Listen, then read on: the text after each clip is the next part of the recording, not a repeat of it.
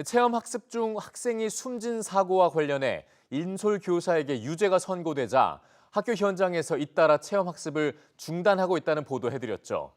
시도교육청들이 부랴부랴 대책 마련에 나섰지만 현장에선 여전히 땜질 처방에 그친다는 비판이 높은데요. 현장 체험학습 연속 보도, 진태희 기자가 취재했습니다. 체험학습 중 초등학생이 버스에 치여 숨진 사고에 대해 인솔교사에게 교직 상실에 해당하는 집행유예를 선고한 판결.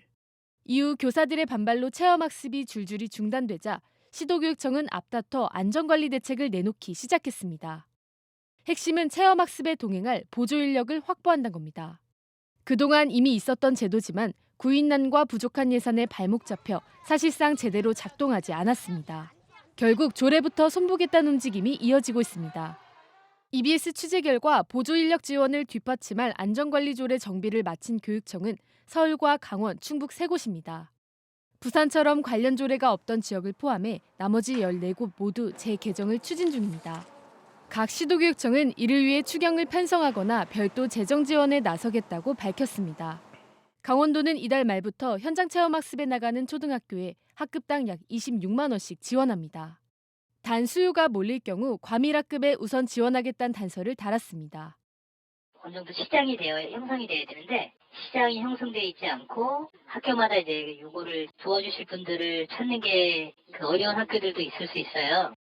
서울은 10억 원의 예산을 새로 마련해 1일형 체험학습에도 학년당 안전요원 1명, 학급당 보조인력 1명을 배치할 계획입니다. 반면 충북은 기존 예산으로도 충분하다며 추경 계획은 없다는 입장입니다. 기존에 주었던 예산만으로도 소화가 가능하다고 보시는 거죠? 소화가 100% 가능한 건 아닌데 소화가 되는 경우는 되는 학교도 있고 안 되는 학교도 있고 이렇게 이제 보고 있거든요. 어느 정도 평균 이상은 된다는 판단을 하고 있고요. 보조인력 확보로 인한 학교 현장의 부담을 덜기 위한 제도 개선도 추진 중입니다. 부산은 자격 인증을 대행하는 등 절차를 간소화하고 전북은 별도 업무 지원 홈페이지를 만들 계획입니다. 광주는 퇴직 공무원, 전남은 퇴직 경찰로, 제주는 학부모로 인력풀을 꾸리고 버스당 소방의용대 배치도 병행하고 있습니다. 소방의용대 원래 이제 거기도 예산이 들어가는 거라 도청에서 하는 거거든요. 그러니까 소방본부에서 생각보다 예산이 많이 책정이 된 것 같지 않아요. 1학기 지나면은 다 예산이 소진될 것 같긴 합니다. 여전히 일선 학교와 교육청 모두 인력 확보에 어려움을 토로하고 있는 만큼 교육부도 소방, 경찰 퇴직자를 활용한 전국 단위 공통 인력풀을 검토 중입니다. 구체적인 지원 방안은 오늘 시도교육청과의 논의 이후 확정할 예정입니다. 하지만 현장에선 지금처럼 보조 인력만 늘리는 방식으론 근본적인 해결이 어렵다고 지적합니다. 법적 책임이 교사에게 집중되는 구조부터 바꿔야 한다는 겁니다. 문제는 여전히 체험학습 중에 안전사고가 발생했을 때 그러면 책임을 누구에게 묻느냐.